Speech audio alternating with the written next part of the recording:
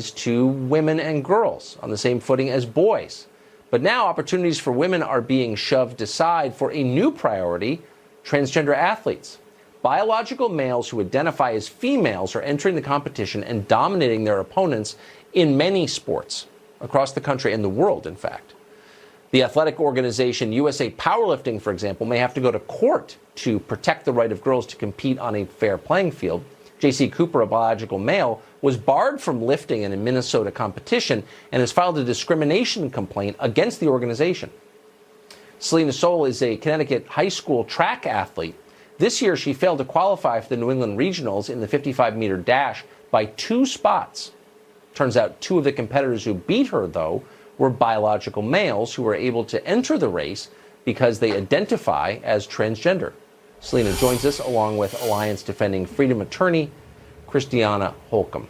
Thanks both very much for coming on. So, Selena, tell us your story. Did we misstate that? You were in a race, 2 biological males were allowed to compete, and you didn't make it by 2 slots. Is that correct? Yes, it is. I came 8th place, and the top 6 qualify for the regional New England meet. And if those 2 athletes weren't competing, then I would have been the 6th girl, and I would have moved on and advanced. Did you raise your voice and say anything about this? Yes, I have been vocal since earlier this winter, and my mother has been for about a year now. And what was the reaction that you got when you said something about it? I've gotten nothing but support from my teammates and from other athletes, but I have experienced some retaliation from school officials and coaches.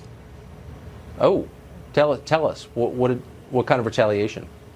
I've gotten some very difficult requests for me to complete in practice, and if I don't fulfill these requests, then I can't compete at all. And this never happened before. It only started after my parents met with the school principal. Huh. Christiana, is there any chance of this being undone?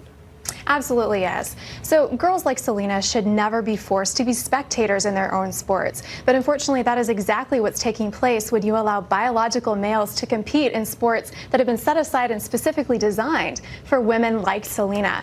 Title IX was designed to ensure that girls have a fair shake at athletics and are not denied the opportunity to participate at the highest levels of competition.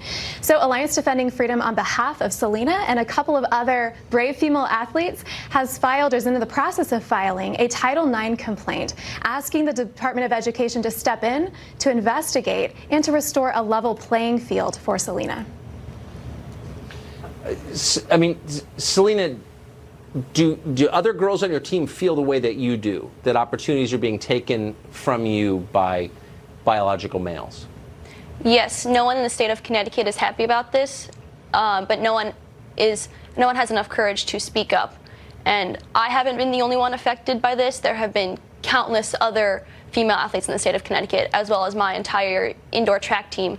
We missed out on winning the state open championship because of the team that the transgender athlete won.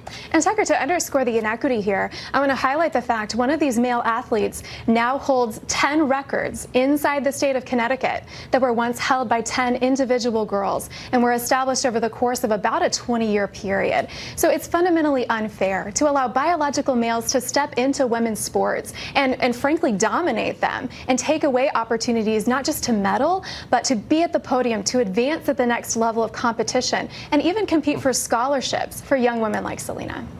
Well, it's grotesque and insane, and it hurts women and girls. And the very people who claim to be defending women and girls are abetting this, are making it possible. You're exactly right. You are a brave girl, Selena, for standing up in the face of what I'm sure is very intense pressure to be quiet and obey. Good for you for not. Thank you both very much. Good to see you. Thanks for having us.